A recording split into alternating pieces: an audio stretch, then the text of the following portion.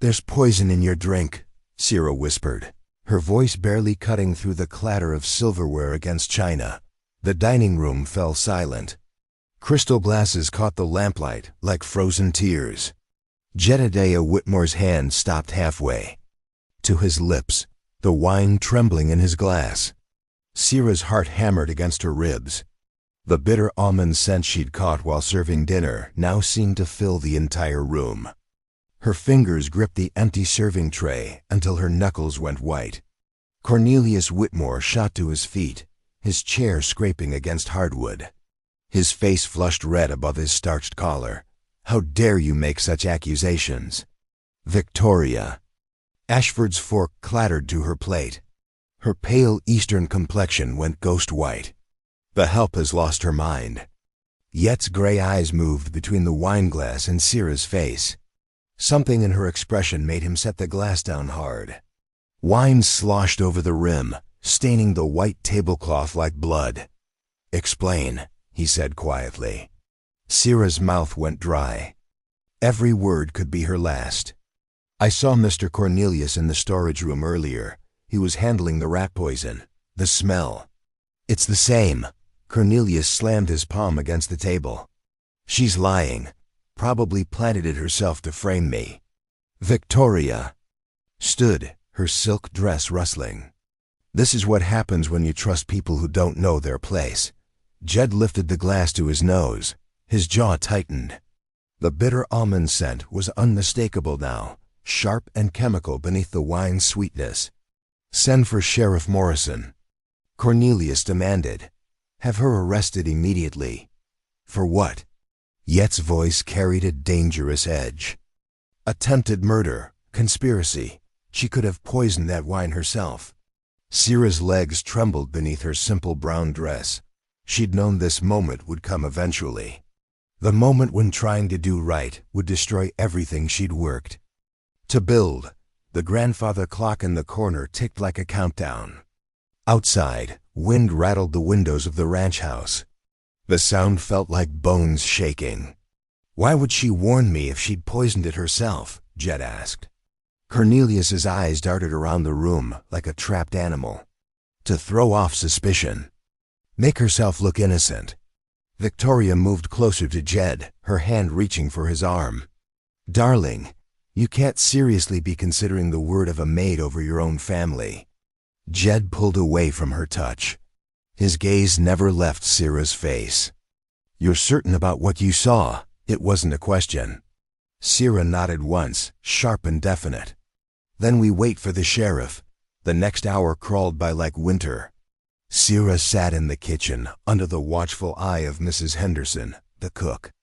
The older woman's face showed nothing, but her hands moved nervously as she cleaned already spotless counters. Sheriff Morrison arrived with the smell of horses and tobacco clinging to his coat. His boots left mud prints across the polished floors. He was Cornelius's friend. Everyone knew that. "Miss Baptiste," he said, tipping his hat with mock politeness. "Seems you've caused quite a stir." Sierra stood straight, meeting his gaze.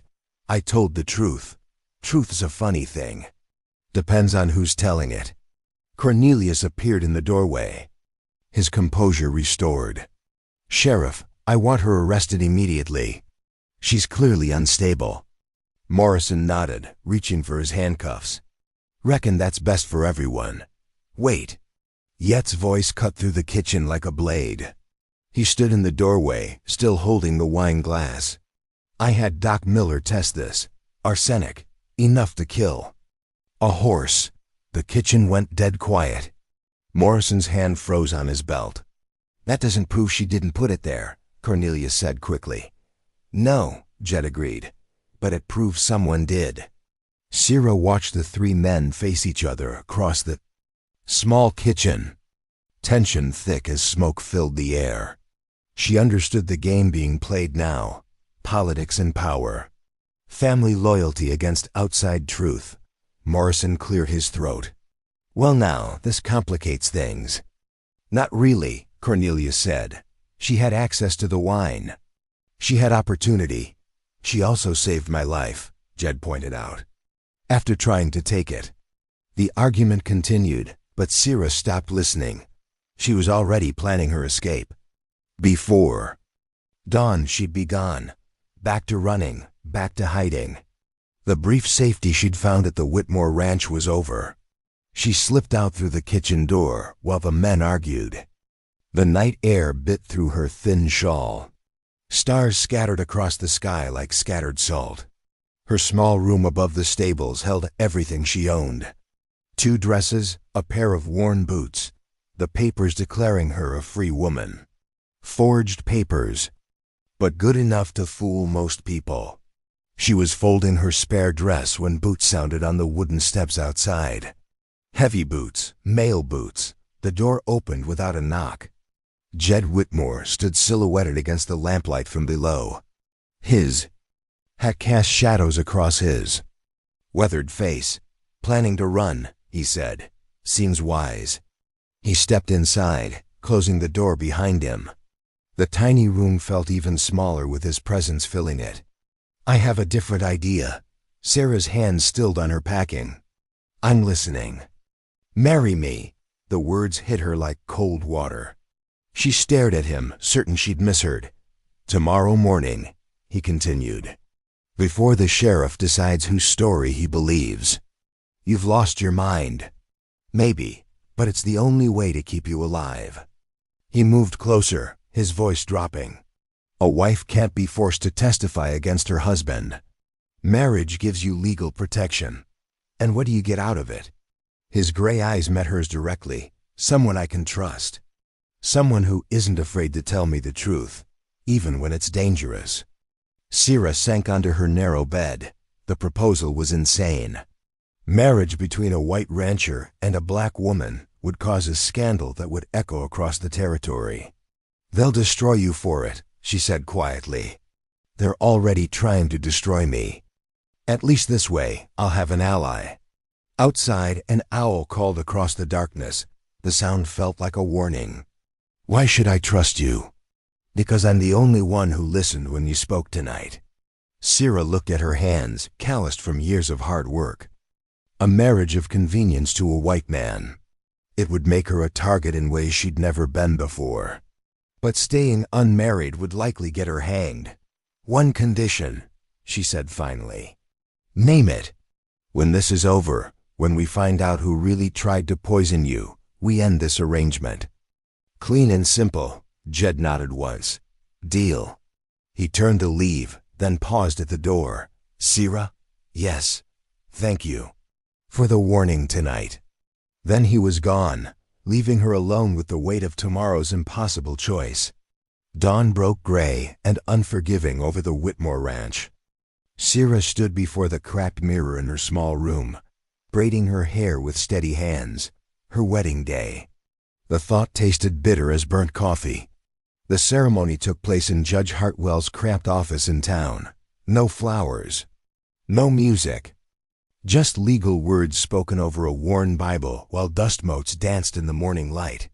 Victoria Ashford arrived uninvited, her silk dress inappropriate for the sparse surroundings. Her face held the pale shock of someone watching the house burn down. Jed, you can't do this, she whispered as the judge opened his book. Yet's jaw tightened. His Sunday suit hung loose on his frame, evidence of recent weight loss. It's done, Victoria.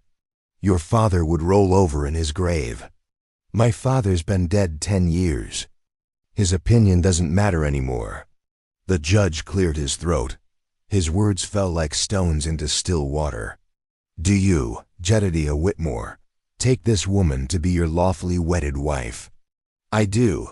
Do you, Seraphina Baptist, take this man to be your lawfully wedded husband? Sira's voice came out steady. I do.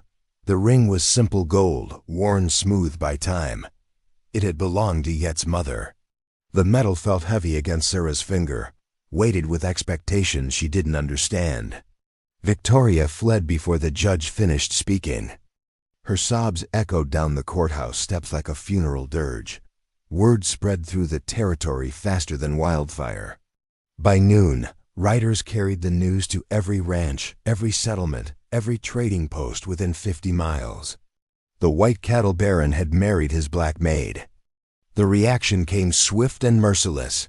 Harrison Ashford, Victoria's father, arrived at the ranch that afternoon. His face carried the cold fury of a man whose careful plans had crumbled to dust. "You've lost your mind, Jedediah." Jed sat on his porch, cleaning his rifle with methodical precision. "My mind seems clear enough. This marriage makes you unmarketable, untouchable. No decent business will associate with you. Then I'll find indecent ones." Ashford's hands clenched into fists. "Our cattle contract is void. The bank loan I guaranteed is withdrawn. You'll be bankrupt within 6 months. Is that a threat or a promise? It's a fact." Ashford climbed back into his carriage without another word. The wheels kicked up dust clouds that settled like ash over everything. Inside the house, Sierra moved through the main rooms with careful steps. Every surface held memories that didn't belong to her. Family portraits stared down with dead eyes. Crystal glasses caught afternoon light like trapped tears. Mrs. Henderson, the cook, watched her with wary respect. The older woman had worked for the Whitmores for 20 years. She understood the delicate balance of power in a house where everything had just shifted. "Master Jed likes his coffee black," she said quietly. "He's not my master," Sierra replied. "No, but he's your husband now. That's something different." The ranch hands gathered in the bunkhouse that evening, their voices carrying across the yard like distant thunder. Some spoke of loyalty to Jed. Others whispered about unnatural unions and bad luck.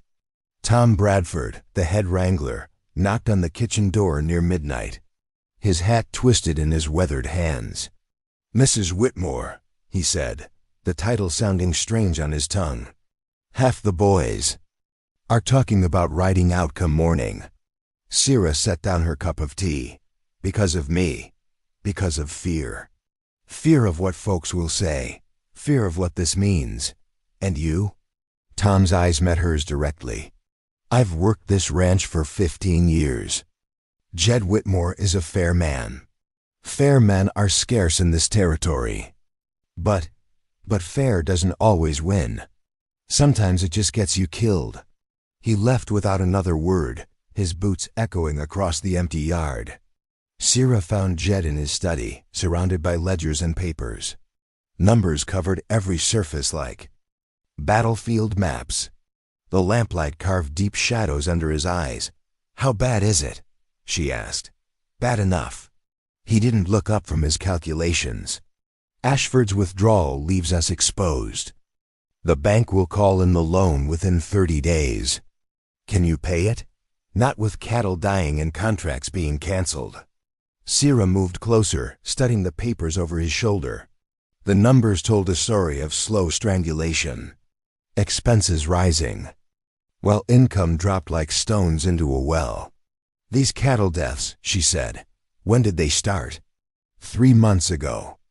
Just after Cornelius took over managing the books. "And the symptoms?" Jed finally looked up, his gray eyes sharp with sudden attention. "Weakness, trembling, some kind of wasting disease. What if it's not disease?" The question hung between them like smoke. Outside, wind rattled the windows with increasing urgency. "Storm weather coming." "You think someone's been poisoning the cattle?" "I think someone's been poisoning everything around here."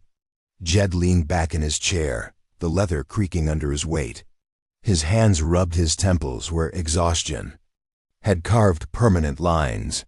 "If you're right, then Cornelius has been planning this for months."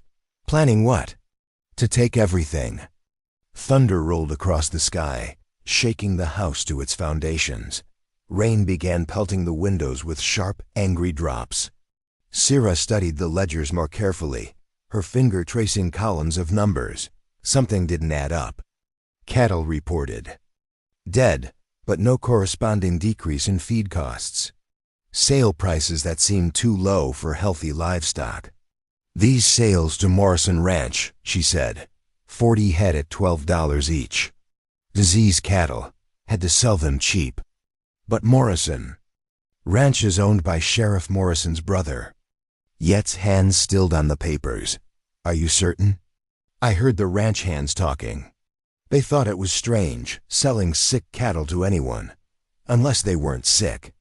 The pieces began falling into place like dominoes. Healthy cattle. Sold cheap to friendly buyers. Sick cattle left to die where everyone could see them. Books that showed losses while money disappeared into hidden accounts.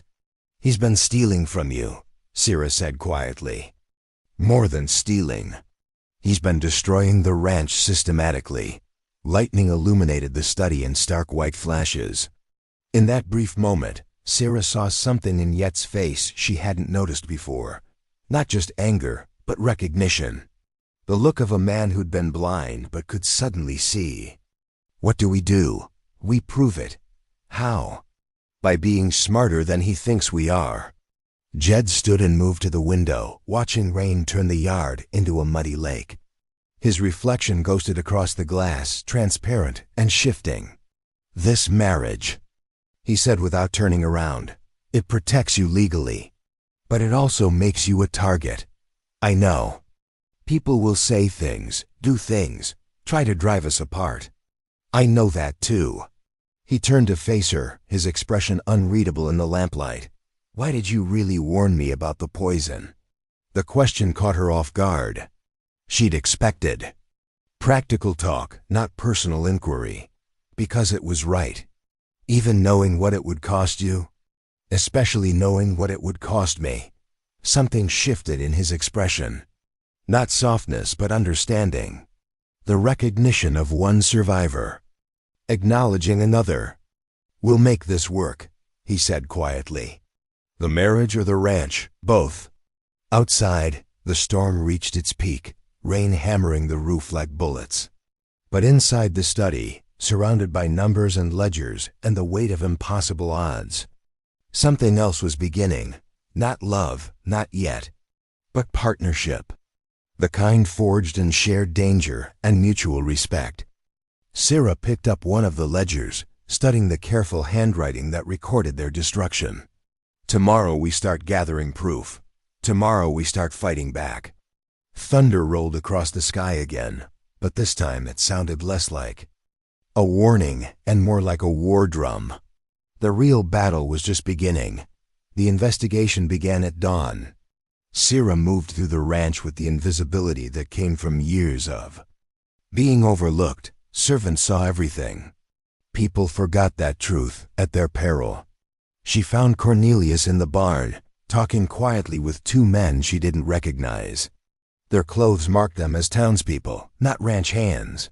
Their voices carried the careful cadence of business deals made in shadows. The Territorial Commission meets next week, one man said. Once the disease is officially documented, we can begin seizure proceedings. Cornelius nodded, his hand steady as he counted out gold coins. How many more cattle need to die? 50 should be sufficient. Make sure they're visible from the main road. Sierra pressed herself against the barn wall, her heart hammering against her ribs. The morning sun cast long shadows that helped conceal her presence. A barn cat rubbed against her legs, purring softly. What about the brother? The second man asked. Jed won't be a problem much longer. His new wife has made him a pariah. No one will listen to him. And if they do? Cornelius's smile held no warmth. Then we'll make sure they stop. The men left through the back of the barn, their horses' hooves muffled by the soft earth. Sierra waited until the sound faded completely before moving. The water trough behind the barn told its own story. A thin film of something oily floated. On the surface, the smell was wrong, chemical and bitter.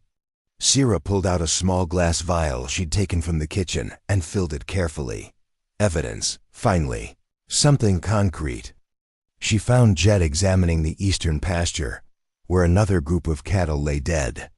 Their bodies were positioned where anyone riding the main road would see them clearly. The arrangement felt deliberate, theatrical. Someone's been moving them. Jed said without looking up. How can you tell? Cattle don't die in straight lines. Sierra handed him the vial of water. They're poisoning the water supply. Jed held the glass up to the light. The oily film swirled in patterns that caught the sun like miniature rainbows. What kind of poison? Something that makes them sick. Slowly, weak, so it looks like disease instead of murder. And then?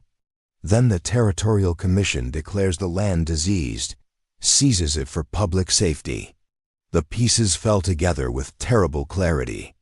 Not just murder, but systematic. Theft disguised as public health measures. Cornelius wasn't just trying to inherit the ranch. He was trying to steal it legally. They rode to the Morrison Ranch that afternoon, following a trail of dust and circumstantial evidence. The spread was smaller than theirs, but the cattle looked healthy, too healthy for a ranch that supposedly bought diseased animals. Sheriff Morrison's brother, Frank, met them at the gate. His weathered face showed no surprise at their arrival. "Jed, heard you got yourself married. Heard you bought some cattle from us."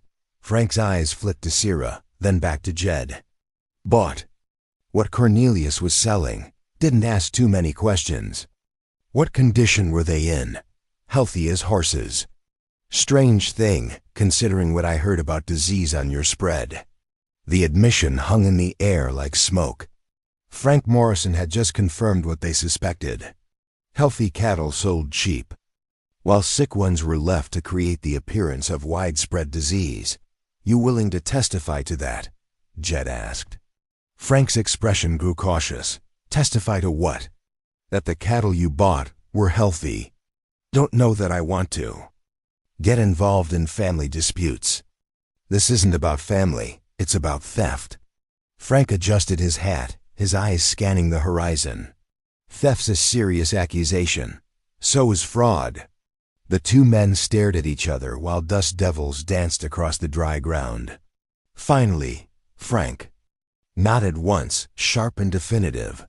"You bring me papers, legal papers. I'll tell what I know." They rode home in silence, the weight of revelation heavy between them. The sun burned overhead, turning the sky white at the edges. Heat shimmers made the distant mountains dance. That evening, Sierra discovered Yet's study had been searched. Papers scattered across the floor. Desk drawers pulled open and emptied. The safe stood open, its contents gone. "They took everything," Jed said from the doorway. "Financial records, cattle receipts, purchase orders, bank statements. Everything that could prove the fraud." Sierra knelt and began gathering the scattered papers. Most were worthless now, but habits died hard. Order from chaos, even when the chaos was deliberate. "They're moving faster than we expected," she said. "Or we're closer to the truth than they're comfortable with." A knock at the front door interrupted them. Tom Bradford stood on the porch, his hat in his hands and worry carved into his weathered features. "Boss, we got problems." "What kind of problems?" "The kind that ride in groups and carry torches." Through the parlor window, they could see lights moving across the darkness. Riders, at least a dozen, approaching from the east. The flames flickered against the night sky, casting dancing shadows across the ground. "What do they want?" Sierra asked. Tom's eyes found hers in the lamplight. "They want you gone. Both of you." The riders stopped just outside the main gate. Their leader, a man Sierra didn't recognize, urged his horse forward a few steps. "Jedediah Whitmore," he called out. "We want to talk." Jed stepped onto the porch, his rifle held casually but ready. "Then talk. This marriage is an abomination. It's bringing shame on the whole territory. My marriage is my business. Not when it affects the rest of us. Not when it brings bad luck and disease." Sierra joined Jed on the porch, her presence causing murmurs among the riders. Some of their horses shifted nervously, sensing the tension. "The only disease here is greed," Jed said quietly. "You're bewitched, man. Can't you see what she's done to you? I see plenty. I see men who ride in darkness because they're afraid of the light." The leader's hand moved toward his gun. The gesture was slight, almost casual, but Jed caught it. His rifle came up smooth and steady. "I wouldn't," Jed said. The night went still. Even the wind seemed to hold its breath. Sira could hear her own heartbeat, loud as thunder in her ears. "This isn't over," the leader said finally. "No, it's not." The riders wheeled their horses and disappeared into the darkness, their torches fading to pinpricks against the vast sky. But their message was clear. The territory had chosen sides, and most of those sides were against them. Inside, Jed poured himself a whiskey with hands that barely trembled. Sira noticed the tremor anyway. Even strong men have limits. "How long do we have?" she asked. "Until what?" "Until they stop talking and start shooting." Jed drank his whiskey in one swallow. "Not long." "Then we need to move faster." "Agreed. But first, we need to know exactly what we're up against." Sira moved to the window, watching the darkness where the riders had disappeared. Somewhere out there, Cornelius was orchestrating their destruction with methodical precision. The poisoned cattle were just the beginning.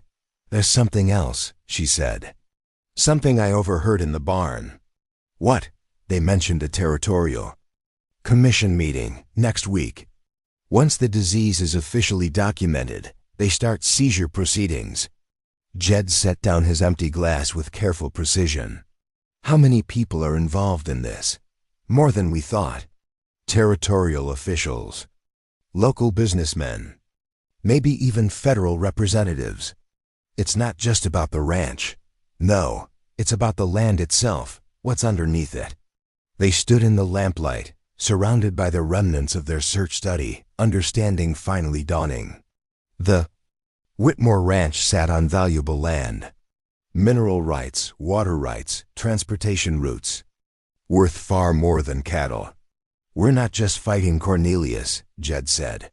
"No, we're fighting an entire system."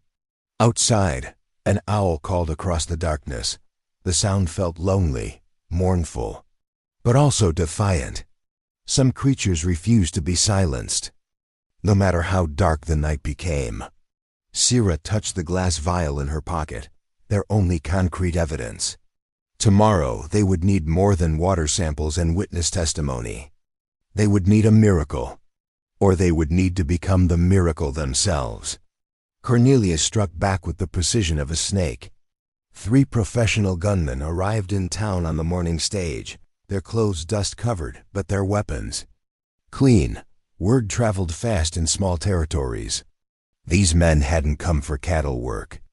The first fire started in the north pasture just after midnight. Orange flames licked at the dry grass while Sira and Jed fought to contain the spread. By dawn, 50 acres lay blackened and smoking. "Accident," Sheriff Morrison declared when he arrived to investigate. His eyes held no conviction behind the words. The second fire took the hay barn 2 nights later. Mrs. Henderson woke Sira with urgent shaking, her gray hair loose around her frightened face. "The barn's burning," she whispered. They stood in the yard watching their winter feed turn to ash and ember. The flames painted everything crimson, casting dancing shadows across their faces. "This is just the beginning," Jed said quietly. He was right. The bank sent a formal notice the next morning. Loan payment due in full within 15 days. No extensions, no negotiations. Harrison Ashford's signature appeared at the bottom of the letter, neat and final as a gravestone inscription. Victoria arrived that afternoon in her father's carriage, her face pale but determined. She wore traveling clothes and carried a small leather satchel. "I need to speak with you," she told Sira, alone. They sat in the front parlor while afternoon light filtered through lace curtains. Victoria's hands trembled as she opened her satchel. "I've been investigating your background," she said. "I know, but what I found." Victoria's voice caught. "It's not what I expected." She pulled out a stack of papers. Legal documents, wanted posters, newspaper clippings. Sira's life spread across the coffee table in black and white. Serafina Dubois, Victoria read. Escaped slave. $500 reward. Sarah's chest tightened, but she kept her expression neutral. Is there a question in there? You're not just any escaped slave. You're the daughter of Marcus Dubois, the New Orleans architect. These newspaper articles about your escape. They tell a different story than I expected. Victoria spread out the clippings with careful hands. Headlines spoke of a forced marriage, a brutal plantation owner, a daring escape that captured the public imagination. You were being sold into marriage against your will. Marriage is a generous term for what Pierre Boudreau had planned. Victoria's face went white. The articles don't say that. Articles rarely say what matters. They sat in silence while dust motes danced in the afternoon light. Outside, hammering sounds echoed as the ranch hands repaired fire damage. Why are you showing me this? Sarah asked. Victoria's hands clenched in her lap. Because I thought I was protecting Jed from you, but I was wrong. About what? About who the real threat is. Victoria pulled out another set of papers. These were newer, crisper. Financial documents with her father's letterhead. My father is part of it, she said quietly. The land grab. The conspiracy. Everything. The admission hung between them. Like smoke. Sarah studied the papers, seeing Harrison Ashford's name alongside territorial officials and mining company representatives. How long have you known? I suspected after the wedding, but I didn't want to believe it. Victoria's voice broke slightly. I found these in his study last night. The documents outlined a systematic plan. Ranch after ranch, targeted for acquisition. Through manufactured crises, disease, drought, debt. Whatever worked to force sales at rock-bottom prices. The Whitmore Ranch isn't the first, Sarah realized. Or the last. Footsteps on the porch announced Yet's return. He entered the parlor with mud on his boots and exhaustion carved into his features. His eyes took in the scene, the papers, Victoria's tear-stained face. What's this about? Victoria stood, her composure cracking completely. I'm sorry, Jed. I'm so sorry. She fled the room, leaving her evidence scattered across the coffee table. Jed picked up the papers, his expression growing darker with each page. Your father-in-law tried to have you killed, Sarah said. Former father-in-law. The distinction might not matter to him. Jed set down the papers with careful precision. How many people are involved in this? More than we can fight. But fewer than we thought. Sarah looked at him questioningly. These documents show the structure, the chain of command. We're not fighting the entire territory. We're fighting a specific group of men with specific interests. That doesn't make them less dangerous. No, but it makes them more predictable. A knock at the door interrupted them. Tom Bradford entered without waiting for permission, his weathered face grim. Boss, we got riders coming. A lot of them. Through the window, they could see dust clouds rising from the east. More riders than before, moving with military precision. How many? Jed asked. 30, maybe 40. This wasn't another intimidation visit. This was an attack. Sarah felt something cold settle in her stomach. The game had changed. Words and warnings had given way to direct action. Get the women to the root cellar, Jed ordered. Arm the men. Who'll stand with us? How many is that? 8, maybe 10. 8 men against 40. The mathematics of survival looked grim.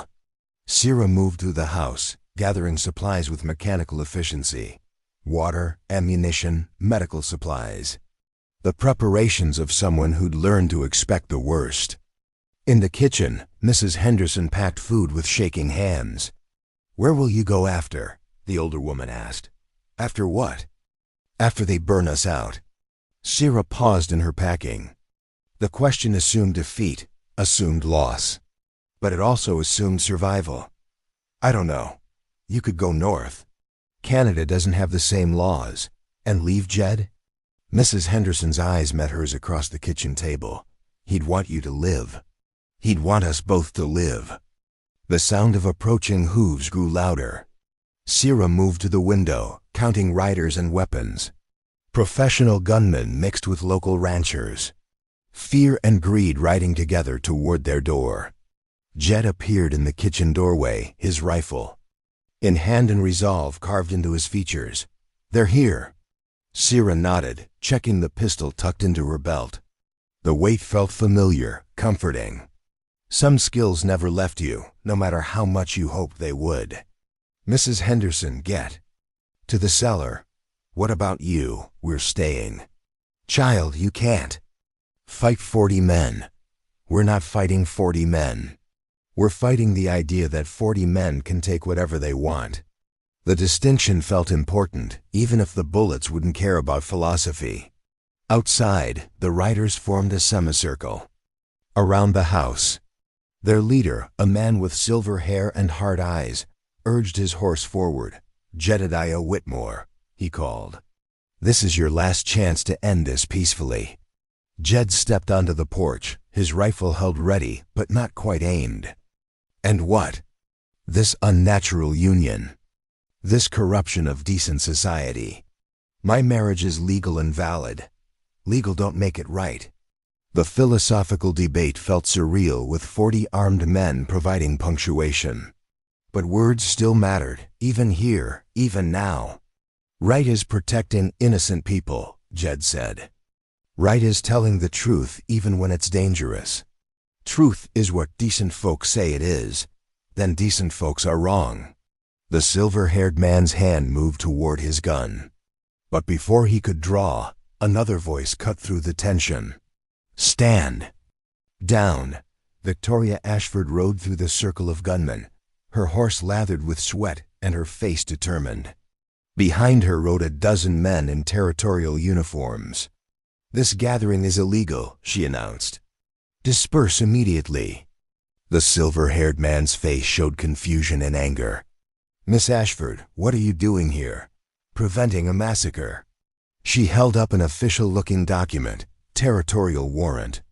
"These men are under federal protection pending investigation of land fraud." The words hit the assembled riders with the force of a physical blow. Federal protection meant federal attention. Federal attention meant questions they couldn't answer. One by one, the riders began backing away. Not all of them, but enough. The mathematics of violence had shifted in favor of survival. But Sierra could see the calculation in the remaining men's eyes. This wasn't over. It was just postponed. The real battle was still coming. Victoria's protection bought them 3 days. On the 4th morning, federal marshals arrived at dawn, their badges gleaming like promises of justice.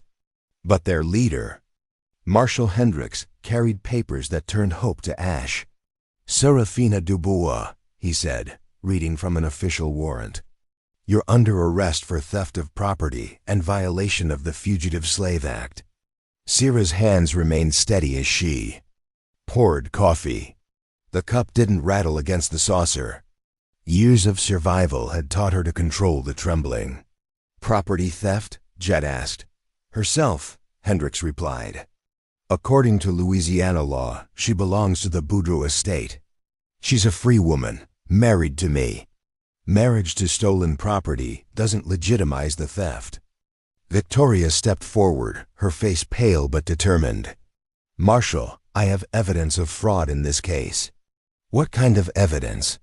"Financial records showing the Boudreaux plantation was bankrupted 2 years ago. The estate has no legal standing." Hendricks studied the papers Victoria offered. His weathered face showed no emotion, but his eyes held the calculation of a man weighing competing authorities. "Federal law supersedes territorial disputes," he said finally. "Even when the federal complaint is fraudulent, that's for the courts to decide." Sierra set down her coffee cup with deliberate care. "How long do I have?" "We leave within the hour." The words fell into the kitchen like stones into still water. Mrs. Henderson's face crumpled. Tom Bradford, standing in the doorway, removed his hat and stared at the floor. Yet's hand moved toward his gun. The gesture was subtle, almost unconscious. But Sierra caught it. Don't, she said quietly. I won't let them take you. You can't fight federal marshals. I can try. The pain in his voice cut deeper than any blade. Sierra realized with sudden clarity that their marriage of convenience had become something else entirely.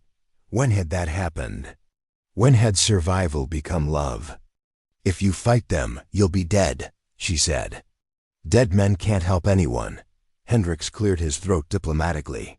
Ma'am, if you come peacefully, there won't be any trouble for your husband. The threat was politely delivered, but unmistakable. Sierra's compliance would buy Yet safety. Her resistance would doom them both. I need a moment to pack. You have 10 minutes. Sierra moved through the house, gathering the few possessions that mattered. The ring Jed had given her. A book of poetry she'd hidden under her mattress.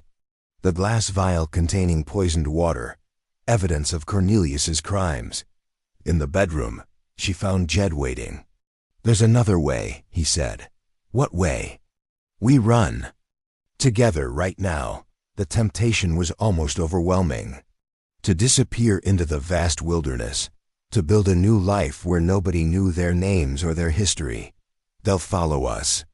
Let them try. And when they catch us, then we'll have tried. Sierra looked around the bedroom at the life they'd built. In such a short time, not a perfect life, but an honest one. Worth fighting for, worth protecting. If we run, Cornelius wins. The ranch is lost. The conspiracy succeeds. The ranch doesn't matter. It does to you. Yet's hands clenched into fists, not more than you do. The admission caught them both by surprise. They stood in the morning light, staring at each other across the wreckage of their careful plans. When did this become real? She asked. When you warned me about the poison. When you risked everything for someone you barely knew. And for you, when you stayed. When you fought beside me instead of running. Footsteps on the stairs announced time's end. Marshal Hendricks appeared in the doorway, his expression apologetic but firm. Ma'am, we need to go. Sierra nodded, shouldering her small bag. She paused at the bedroom door, looking back at Jed one last time. Find the truth, she said. Prove the conspiracy. Clear both our names. I will. Promise me. I promise. The journey to town passed in silence. Sierra rode between two marshals, her hands bound but her back straight. Behind them, a small group of supporters followed at a distance. Tom Bradford, Mrs. Henderson, even some of the ranch hands who'd stayed loyal. Victoria rode alongside the procession, her face set with determination. This isn't over, she told Sierra. What do you mean? I sent telegrams last night to newspapers in Denver, Santa Fe, San Francisco. By tomorrow, this story will be front-page news across the West. What story? The truth. About the land conspiracy. About federal marshals being used to silence witnesses. Hope flickered in Sierra's chest, fragile as a candle flame in wind. At the courthouse, a crowd had gathered. Some faces showed hostility, others curiosity, but more than expected showed support. Word had spread about the conspiracy, about the systematic theft of ranch land. Inside the building, Judge Hartwell waited with obvious discomfort. The same man who'd married Sierra and Jed now faced the prospect of sending her back to slavery. This is a federal matter, Hendricks announced. We're taking the prisoner to Denver for trial. Not so fast, Victoria said, stepping forward with another set of papers. I have new evidence. What kind of evidence? Proof that Pierre Boudreau is dead. Has been dead for 18 months. The courtroom went silent. Marshal Hendricks took the papers, studying them with growing confusion. Death certificate, Victoria continued. Signed by a New Orleans doctor. Witnessed by 3 citizens. If Boudreau is dead, who filed the complaint? Judge Hartwell asked. Someone using his name fraudulently. The implications hung heavy in the air. If the complaint was fraudulent, then the arrest was illegal. If the arrest was illegal, then Sierra was free. Hendricks looked from the papers to Sierra to the crowd gathering outside. His weathered face showed a man caught between competing loyalties. "I'll need to verify this with New Orleans," he said finally. "How long will that take?" Jed asked. 2 weeks. Maybe 3. And in the meantime? In the meantime, Mrs. Whitmore remains in territorial custody. The compromise satisfied no one but offered hope. Sierra would be held in the local jail, not transported to Denver. Time to gather more evidence, to build a stronger case. As the marshals led her away, Sierra caught Yet's eye across the crowded courtroom. He nodded once, understanding passing between them without words. The real battle was just beginning. But for the first time since this started, they had all eyes. Victoria's courage, the community's growing support, the power of truth. Slowly emerging from shadow. In her cell that night, Sierra listened to voices outside her window, people arguing, debating, choosing sides. The conspiracy that had operated in darkness was being dragged into daylight.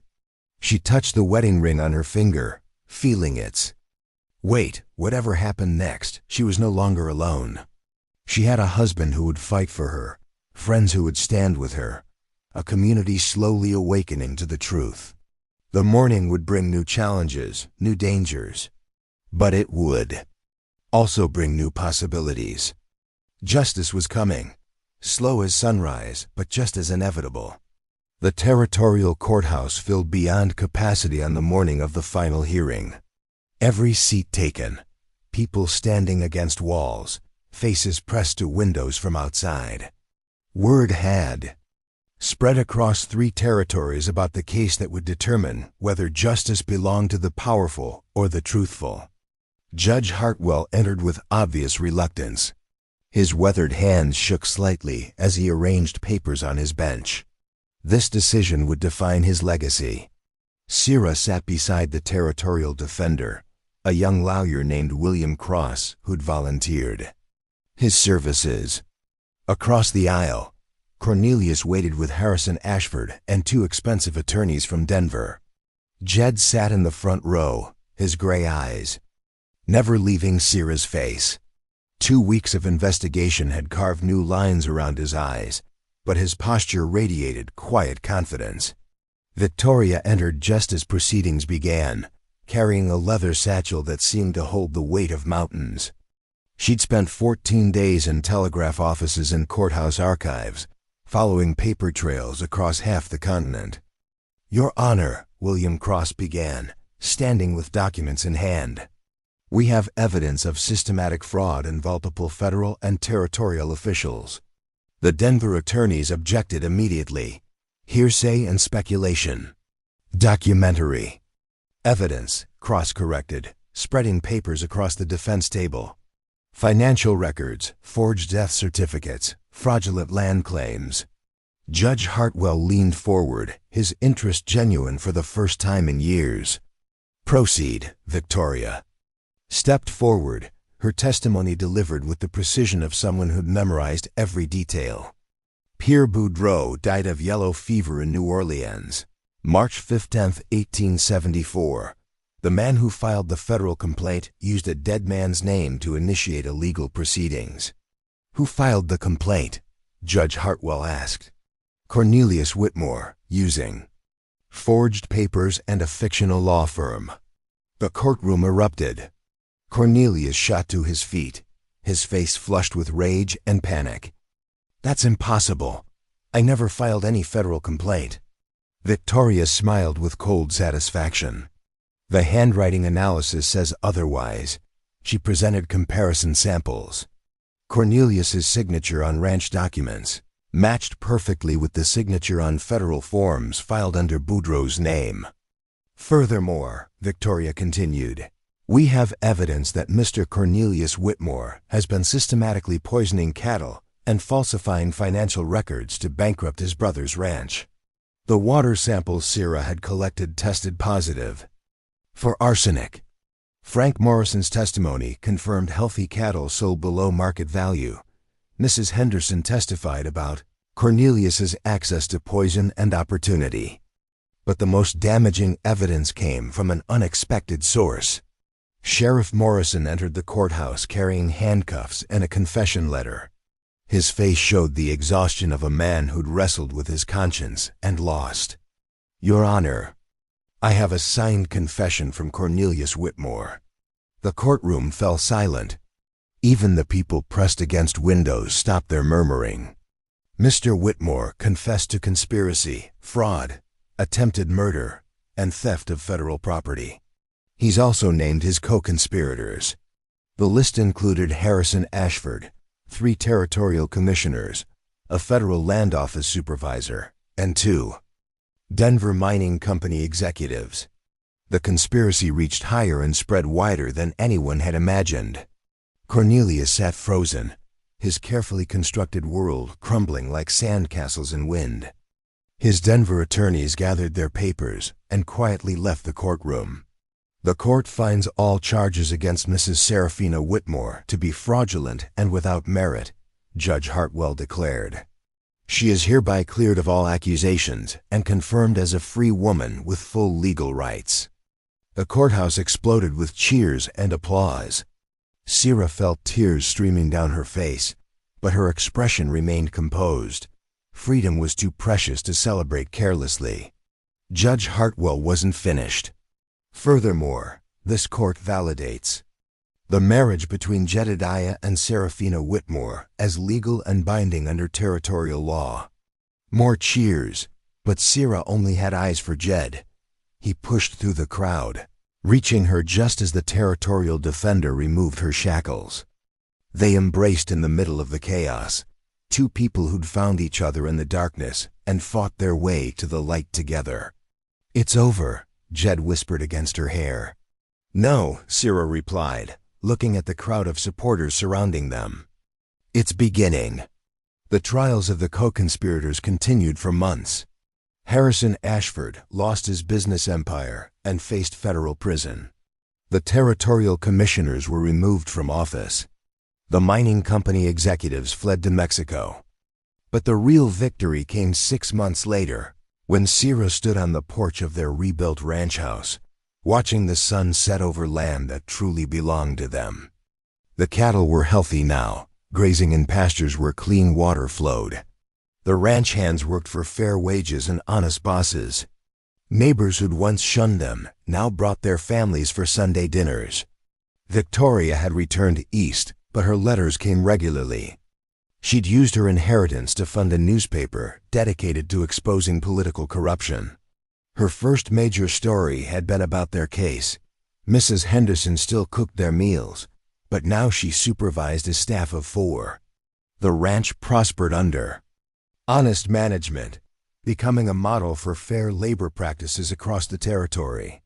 In the evenings, Sierra worked on architectural plans for a school they were building, the first in the territory open to children of all backgrounds. Jed handled the legal and financial arrangements, their different skills creating something neither could achieve alone. Their marriage had been born of necessity, forged in crisis, and tempered by shared struggle. But it had become something deeper. A partnership built on mutual respect, proven trust and love that grew stronger with each challenge overcome. Tom Bradford knocked on the door one evening, carrying news from town. More settlers coming through. Families looking for honest work and fair treatment. "Send them up," Jed replied. "We can always use good people." Sierra smiled, touching the ring on her finger. The gold was worn smooth now, but it had never felt heavier or more meaningful. Outside, stars appeared in the darkening sky. The same stars that had witnessed their desperate beginning now looked down on their hard-won peace. The wind carried the sound of cattle settling for the night, of horses moving through the pastures, of a community built on the radical idea that justice belonged to everyone. Sierra and Jed sat on their porch, planning tomorrow's work and next year's dreams. Their conversation was quiet, practical, touched with the easy intimacy of 2 people who'd seen each other at their worst and chosen to stay. In the distance, lantern light flickered in the bunkhouse windows, Families settled in their own small homes across the ranch. Children played in yards where their laughter mixed with the evening breeze. It wasn't the ending anyone had expected. When Sierra first whispered her warning about poison in a wine glass. But it was the ending they'd fought for, built together, and would defend as long as they drew breath. The territory was changing. Other ranchers adopted their practices. Other communities welcomed diversity. The conspiracy's exposure had created ripples that spread far beyond their small corner of the world. Justice had come slowly, like sunrise over mountains. But like sunrise, it had proved inevitable and transformative. Sierra touched her husband's hand as darkness settled over their land. Tomorrow would bring new challenges, new opportunities to do right in a world that often rewarded wrong. But tonight, they had each other, their home, and the quiet satisfaction of two people who'd kept their promises against impossible odds. The stars wheeled overhead, eternal and unchanging. But beneath them, in the small space two people had carved from chaos, everything had changed. And that is all to the story, for now. Please let me know where you are tuning in from, perhaps. We will create a story there. Consider liking this video and subscribing to our channel. And if you enjoy our content, click this video on your screen. I promise you, it's worth watching. See you tomorrow.